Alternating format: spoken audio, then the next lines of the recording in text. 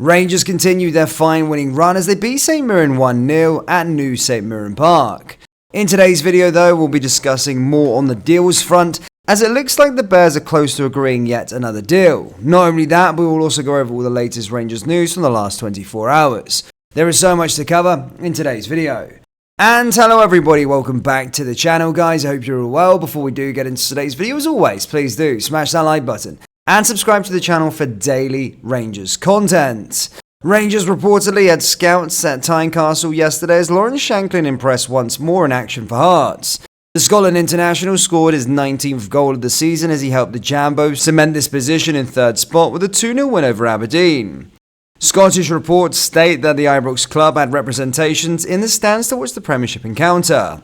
Shanklin has 18 months remaining on his current contract and has been offered fresh terms by Hearts. Head coach Stephen Naismith has remained consistent throughout this month that he doesn't see him or anyone else departing Hearts before the window closes on February 1st. He said, "I don't expect to lose anybody in terms of ins. Everybody knows Scott Fraser is someone we are trying to bring in, and we'll see how that develops. The change of manager there is holding things up, and then it will be reactive. We have a great squad of players, and there are guys who haven't played as much as they want. If they want to go out and we can't do it, and we can maybe replace them, then they might do it. There is nobody desperately wanting to leave. I can understand if they want more football, but we're not planning on being busy." Just a quick one guys, we've released our January merch drop, so do browse the new collection. We've got the Mr. Blue Nose tees, along with our Stauncho Meter tees. Do, as I said, browse the collection by going down into the link in the description, or going to rfcclothing.com. Anyway, let's get into today's video. Applewell president has revealed the transfer fee to land Rangers target, Jefty, is not prohibitive after being dwarfed from signing them themselves because of a FIFA embargo. The Ibrox side appear to be closing in on a deal to land the Brazilian fullback, who was on loan at the Cypriot club from Rio de Janeiro side Fluminense. Rangers would have to deal with both clubs to sign the 20-year-old, and Applewell wanted to turn the loan move into a permanent move this month. But they were one of 11 Cypriot clubs hit with a transfer embargo from World Football's governing body last month because of debts and are unable to sign players until they can prove their debts have been cleared. And Rangers have moved to take advantage of the club's problems and tempted Jefty to move to Scotland instead.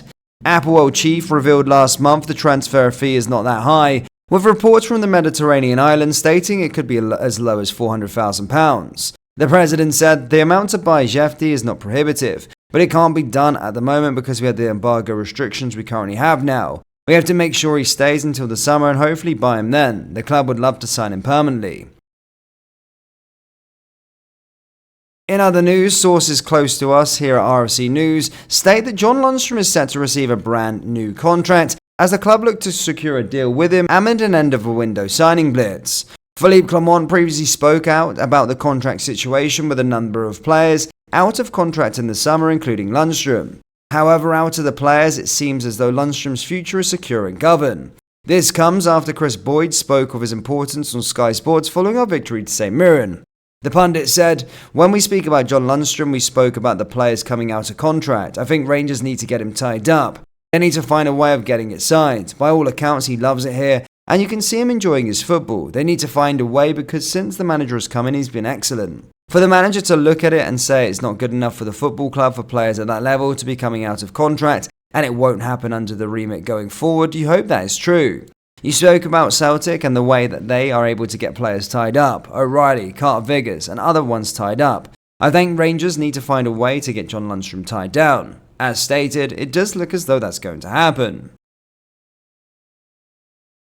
In other news, Stephen Davis is set to be offered a new coaching role just days after announcing his retirement from football, according to multiple sources.